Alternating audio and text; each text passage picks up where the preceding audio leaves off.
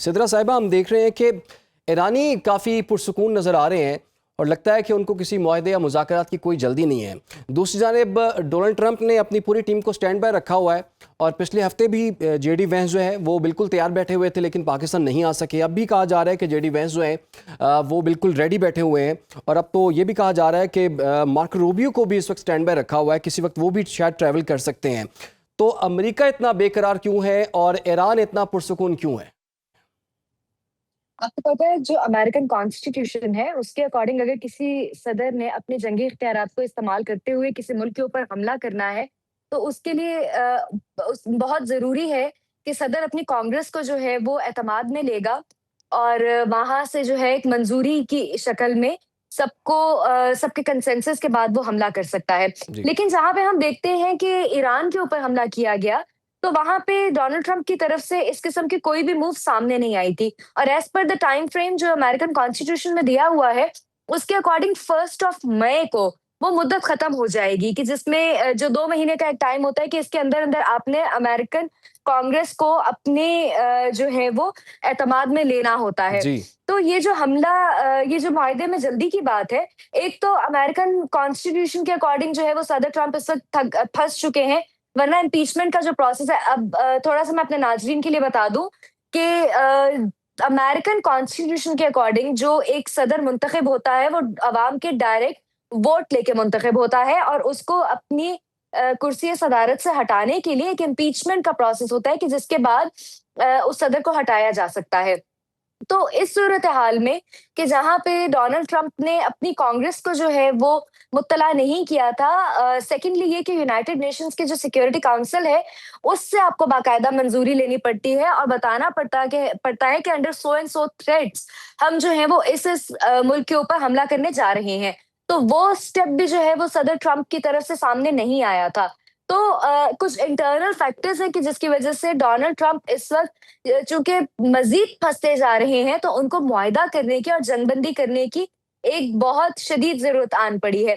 Secondly, पिछले महीने के अंदर कांग्रेस के अंदर ही जो है वो 3 दफ़ा एक रेज़ोल्यूशन पेश की गई थी, कि जिसके अंदर डोनाल्ड ट्रंप के जंगी इख्तियारात को महदूद करने की बात की गई थी और उनकी खुशकिस्मती है कि वो 52 और 49 के रेशो से जो है हमेशा उसमें से निकल के सामने आ जाते थे। हुँ। लेकिन इस टाइम पे चूँकि इंटरनल ड्रिफ्ट इतना ज़्यादा हो चुका है अमेरिका के अंदर भी कि डोनाल्ड ट्रंप के पास इस मुआहदे के अंदर दाखिल होने के अलावा और कोई रास्ता नहीं बचा। लेकिन सिद्रा साहिबा, जैसे कि आप कह रही हैं कि 5 दिन बाकी हैं, वो 60 रोज़ जिसका आपने ज़िक्र किया है कि 60 रोज़ के अंदर कांग्रेस से जंग की मंजूरी लेना होती है।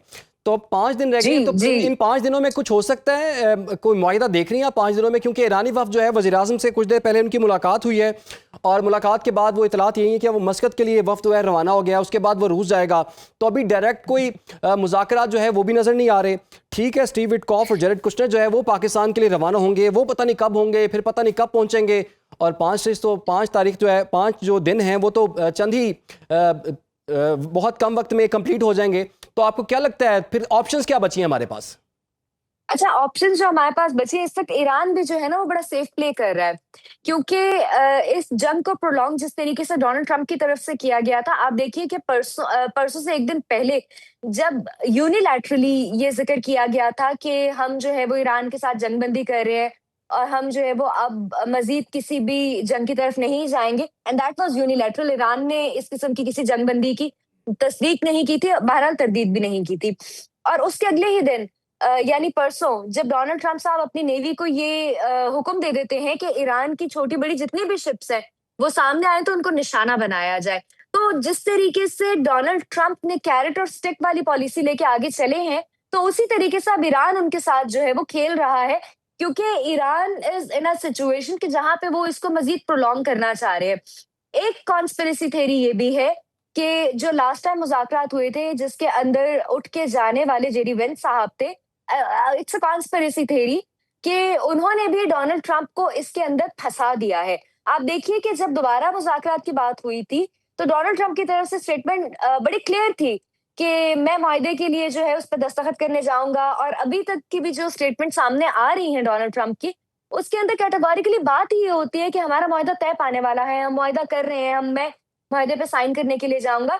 इस वक़्त सबसे ज़्यादा जो जल्दी है वो डोनाल्ड ट्रंप को है और डोनाल्ड ट्रंप को फँसाने वाले ना सिर्फ़ उनके अपने लोग हैं बल्कि ईरान जो है वो भी इस टाइम पे टाइम बाइंग टैक्टिक्स को यूज़ कर रहा है। तो अभी अब्बास इराक़ी ने जो वज़ीर-ए-आज़म से मुलाकात की है और इत्तलात यही है कि उन्होंने जंग के मुकम्मल ख़ात्मे से मुताल्लिक जो अपना मौक़िफ़ है वो पाकिस्तान को पेश कर दिया है। अमेरिका जो चाह रहा है वो तो हमें पता लग ही रहा है और कुछ ज़्यादा ही पता लग रहा है, चूँकि डोनाल्ड ट्रंप जो हैं वो ट्रूथ सोशल पर आते हैं और वो एक के बाद एक जो है वो बयान जारी कर देते हैं। ईरान इस वक्त क्या चाहता है इस पॉइंट पर, और ईरान किन चीज़ों पे थोड़ा सा फ्लेक्सिबल है और किन चीज़ों पे वो बिल्कुल भी फ्लेक्सिबल नहीं है? मैं नहीं समझती ईरान जो है वो मेजॉरिटी पॉइंट्स पे फ्लेक्सिबल है। जिन चीज़ों पे ईरान फ्लेक्सिबल नहीं है, वो है उसकी फाइनेंशियल स्ट्रेंथ जिसको वो रीगेन करना चाहता है। आबनाए Hormuz the main bone of contention, फिर उसके बाद न्यूक्लियर जो उनके एसेट्स हैं उसके हवाले से।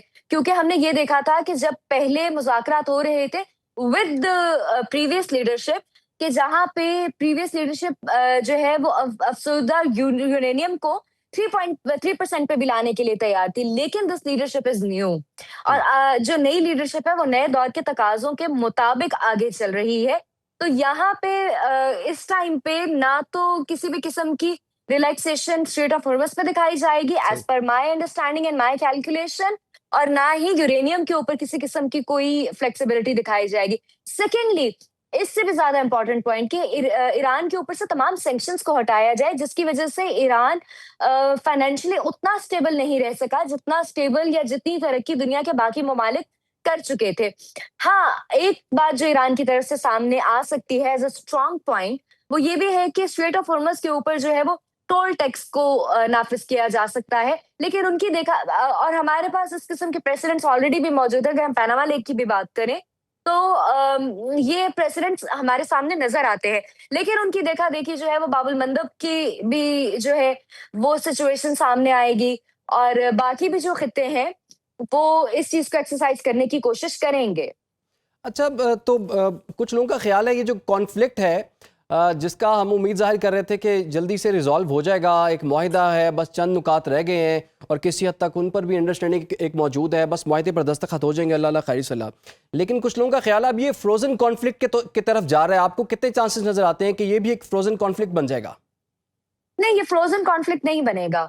ये एक माहदा होगा और देखिए, मुझे पाकिस्तान की लीडरशिप पे बहुत एतमाद है कि जिस तरीके से एक डेडलॉक हुआ था, लोग मुज़ाकरात की टेबल से उठ के चले गए थे, लेकिन उनको दोबारा वापस लेकर आया गया है और इस तमाम मसले का एक मुस्तकिल हल निकालने की तरफ कोशिशें जारी हैं। तो मुझे ये लगता है कि instead of a frozen conflict, ये कॉन्फ्लिक्ट रेज़ोल्यूशन की तरफ चीज़ चली जाएगी।